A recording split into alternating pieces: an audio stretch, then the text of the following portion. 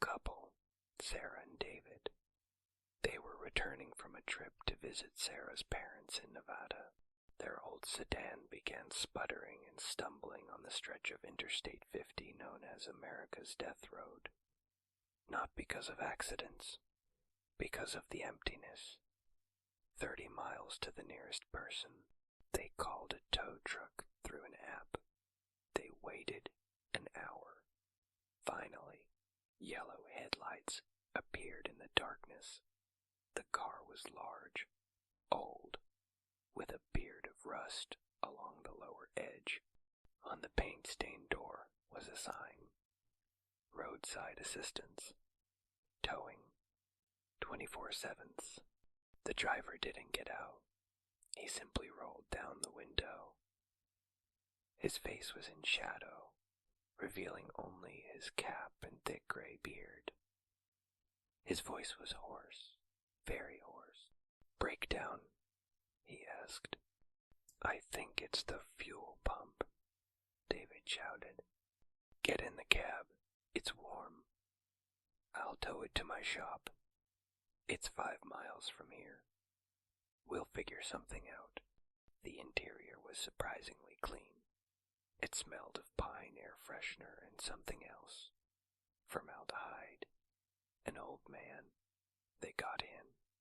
The driver, who introduced himself as Al, barely spoke. He turned on the radio.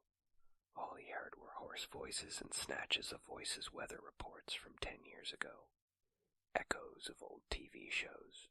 The smell made Sarah feel sick. She looked out the side window and saw their car hanging from a hook in the back.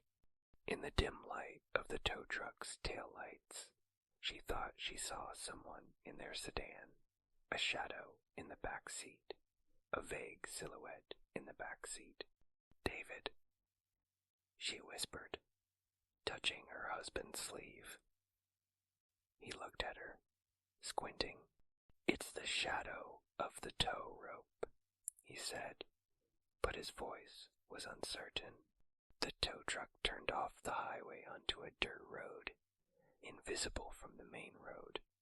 There was no light in the distance. There was no workshop 5 miles from here. "Al, where are we going?" David asked, and for the first time, a metallic note of fear crept into his voice. "A shortcut," the driver croaked. "A detour." They drove for another 10 minutes. Then he stopped abruptly in the middle of a pine forest. He killed the engine. A complete, oppressive silence fell. "Get out," Al said, without turning around. "We're not getting out," David barked. "Get us back on the highway. Now." The driver slowly turned his head. In the light from the dashboard, they finally saw his face. The usual, exhausted, old. But his eyes were completely empty, like a fish on ice. "You need to get out and check the tow rope," he said evenly. "It's loose. Your car could fall." A logical request. Fear retreated for a moment, replaced by confusion and a vague sense of duty. David sighed. "Okay. I'll check. Sarah, stay here." He opened the door and stepped out into the night. Cold air rushed into the car.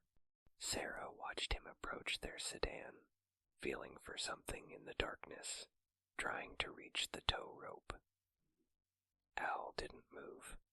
He sat there, staring straight ahead, and then Sarah looked back at the back seat of the car, and the figure there stirred, writhed, and it became clear it wasn't a shadow. It was a person. He was waiting for David to approach. She screamed. She tugged at the door handle. The driver's side door was locked. "David, run." Another figure emerged from behind their sedan. A young man in a dark, sweatshirt. He held something long, like a crowbar, in his hands. Al calmly turned to face her. A small pistol gleamed in his hand. "Quiet, girl," he said without emotion. "Your husband will be back soon, or what's left of him, and you're coming with us. We need your car, your things, your documents, and your emptiness. Don't let anyone look for it, ever." 3 days later, police found the abandoned, clean sedan on Interstate 50. A dead phone was inside. At a gas station 30 miles away, a camera captured footage of an unmarked yellow tow truck. It filled up and headed north. A man was driving. Next to him sat a young woman who looked like Sarah. She looked straight into the camera and smiled, widely, unnaturally, as if her lips were being stretched into hooks. Sometimes help comes. It arrives in a yellow tow truck, and it knows that on the road to death, the most valuable thing is not what you carry, it's what you leave behind.